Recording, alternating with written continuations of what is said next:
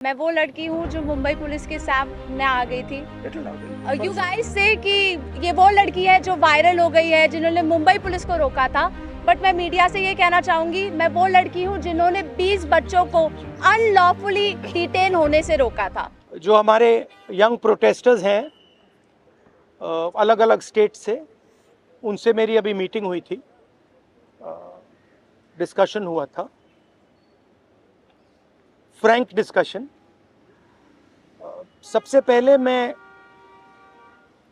इनके जैसे जो हज़ारों यंगस्टर्स हैं, इनका और उनका धन्यवाद करना चाहता हूं कि ये कॉन्स्टिट्यूशन के लिए लड़े, एजुकेशन सिस्टम के लिए लड़े और इंडिया के फ्यूचर के लिए लड़े।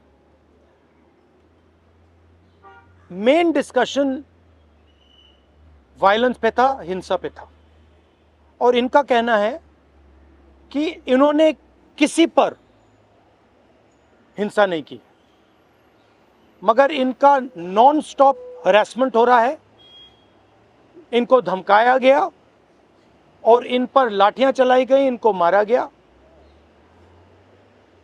तो मैं चाहूंगा कि दो शब्द ये भी बोलें।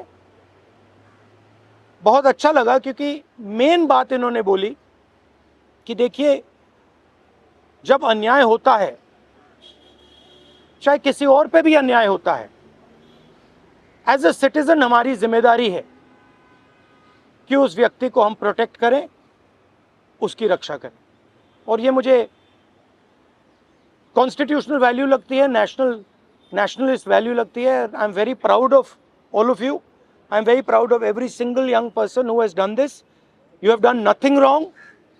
And the question of accepting your apology does not arise. You do not have to apologize to anybody. You have not done anything wrong.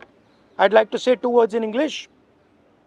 We had a freewheeling conversation with some of the young protesters. They mentioned to me how they were assaulted, beaten, threatened.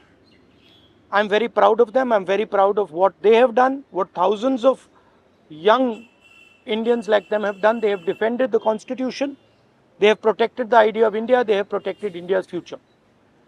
Complaining about the education system, which is a flawed system, a collapsing system, a useless system, is not a crime. If anything, the system needs to be changed. It needs to be corrected. And that is all they were asking for. They were not doing violence, they were not being aggressive, they were not being nasty. They were beaten, they were assaulted, they are threatened. Accepting their apology, forcing them first, sending gundas to their house. महिलाओं के घर में गुंडा भेजने के बाद forcibly उनसे apology, 15 साल की बच्ची से अपॉलॉजी लेना और फिर उस अपॉलॉजी को एक्सेप्ट करना, accepting that apology is complete nonsense. We do not accept it. We want a education system that works. We want exam leaks to stop, and we want the future of this country, who is them, to be respected and protected. So would you like to say a word? Hello everyone, मेरा नाम है रिया अहीर. मैं वो लड़की हूँ जो Mumbai police के सामने आ गई थी. यू गाइस से कि ये वो लड़की है जो वायरल हो गई है, जिन्होंने मुंबई पुलिस को रोका था. बट मैं मीडिया से ये कहना चाहूंगी, मैं वो लड़की हूँ जिन्होंने 20 बच्चों को अनलॉफुली डिटेन होने से रोका था. Please change your narrative, change your perspective. पर जो भी मैंने किया उसकी वजह से मुझे बहुत हरास किया जा रहा है. ट्रोलिंग नहीं बोलूँगी मैं, क्योंकि ये ट्रोलिंग नहीं है, ये क्राइम है. और सिर्फ यही नहीं, जनता ही नहीं बल्कि पार्टी वर्कर्स भी अभी अपने फेसबुक पर पोस्ट लगा रहे हैं, मेरे बारे में गलत बोल रहे हैं कि मैं जो कुछ भी कर रही हूँ 140 रुपीज़ में अपनी बॉडी बेच रही हूँ. सर, आप खुद ही सोचिए, उनके दिमाग में ऐसा कितनी गंदगी भरी रहेगी कि वो ये बोल रहे हैं. 27 को मैंने क्राइम रजिस्टर करवाया था. आज 5 तारीख है, मेरे हाथ में अभी तक FIR नहीं आया है. ना ये बेटियों को पढ़ने दे रहे हैं, ना ये बेटियों को बचने दे रहे हैं. मैं बस आपसे इतना कहना चाहूँगी कि एज मीडिया हमारी सबकी रिस्पॉन्सिबिलिटी होती है कि जिन बच्चों के लिए मैं खड़ी थी अब वो मेरे लिए खड़े हैं. एज ए सिटीजन हमारी भी रिस्पॉन्सिबिलिटी है कि एक दूसरे के लिए हम खड़े रहें. Thank you. एक सेकंड. हेलो, इनके बारे में मैं कहना चाहता हूँ. इनको पैलेट गन इंजरी हुई थी. ये थोड़ा आपको बताएंगे कि कहा जा रहा है कि पैलेट गन्स यूज़ नहीं की गई, ये आपको थोड़ा बताएंगे। मेरा नाम नूतन टोप्पो है और मैं झारखंड से बिलोंग करती हूँ। और प्लेट गन मैं अपने आँखों से देखी थी कि हमारे साइड गन पॉइंट किया हुआ था, और जैसे ही मैं मुड़ती हूँ ऐसे पीछे से मुझे गन फायर किया गया, और मुझे पता अच्छी तरह से पता है मुझे गन से ही फायर में लगी है, प्लेट गन से ही लगी है, बस मुझे ये पता है। पर जब देश में जंतर मंतर में 20 तारीख और जब अन्याय के खिलाफ हमें खड़ा होने का मौका मिले, हम खड़ा होंगे जरूर। मैं फरानाज उत्तर प्रदेश से आई हूँ। मैं एज अ ग्रेजुएशन स्टूडेंट हूँ, लेकिन हम जब 20 तारीख को जंतर मंतर पे एकदम पीसफुल होके प्रोटेस्ट कर रहे थे, ये पुलिस के गुंडे बहुत बुरी तरीके से हमको मारे। इतने बुरा इंजर्ड करने के बाद में ये लोग हम लोगों पे ये बोलते हैं कि अगर आप कार्रवाई करोगे तो हम लोग भी डायरेक्ट कार्रवाई करेंगे।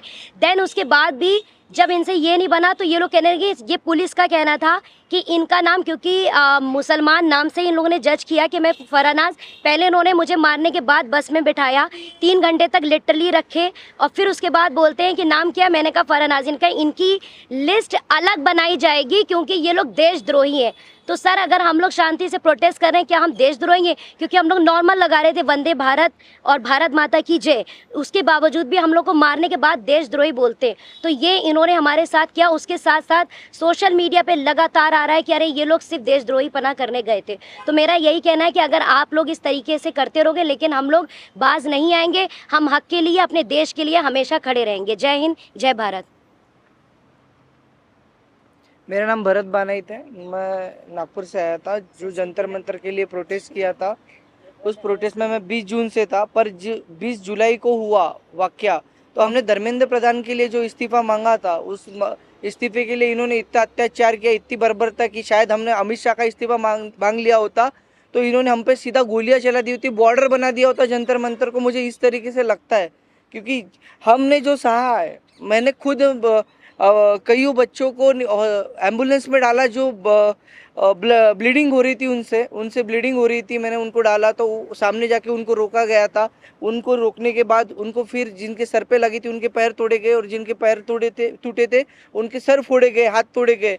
मतलब इस तरीके का वाक्य हमने देखा, और अभी तक ज़िंदगी में मैंने ये ऐसा दिन कभी मैंने अपने ज़िंदगी में नहीं देखा, और ये मेरे ज़िंदगी का ब्लैक डे था, और ये ज़िंदगी में किसी के नहीं आना चाहिए। इसलिए सबने एक साथ सब खड़े हुए, और जैसे मुझे मारा गया तो लोग मुझे देख के आए, पर अभी हमें लगता है कि उस दिन अगर हम रुकते नहीं जंतर मंतर पे तो ये लोकतंत्र का आखिरी दिन होता। यही मैं कहना चाहता हूँ। धन्यवाद। हाय एवरीवन, मेरा नाम मुस्कान है। मैं ज़्यादा कुछ नहीं बोलूँगी, मैं बस इतना बताऊँगी that I was one of the peaceful protesters at Delhi Jantar Mantar. मेरा सवाल बस ये है कि जब मैं शांति से चल रही थी तो पुलिस ने मुझे मारा क्यों? आरएएफ ऑफिसर्स ने मेरे ऊपर लाठी क्यों बजाई? और जब ये साफ साफ रूल है कि आप थाई के ऊपर नहीं मार सकते हो और एक मेल ऑफिसर किसी लड़की को नहीं मार सकता, तो एक मेल आरएएफ ऑफिसर ने why did he try to jab a baton into my buttocks? मेरा बस इतना सा सवाल है। और अगर इसके लिए जिसको भी उसने ऑर्डर दिया था, अगर वो आके मुझसे माफ़ी मांग ले तो मुझे भी बहुत खुशी मिल जाएगी। एंड सेकेंडली, क्योंकि मैंने बोला कि मेरा नाम मुस्कान है, मैं एडिशनली ये भी ऐड करना चाहूँगी कि सरनेम मेरी शर्मा है। और ये मैं इसीलिए बता रही हूँ क्योंकि आजकल हर कोई मान के बैठा है कि मैं मुस्लिम हूँ, और इसीलिए मुझे और ज़्यादा गालियाँ मिल रही हैं। And that does not tell anything about me, but that tells a lot about the narrative जो इस कंट्री में अभी सेट हो रहा है कि अगर इसने सरकार के खिलाफ बोल दिया तो ये तो मुस्लिम है, और जैसे ही आप किसी को मुस्लिम बना देते हो समहाउ वो अपने आप ही एंटी नेशनल कैसे बन रहा है। तो हम इस नैरेटिव को बहुत ज़्यादा आजकल फॉलो कर रहे हैं, और ये जितनी भी ट्रोलिंग आजकल हो रही है इंटरनेट पे, जितना भी हरासमेंट हम लोग फेस कर रहे हैं, ये इस कंट्री का नैरेटिव बताता है बहुत साफ साफ।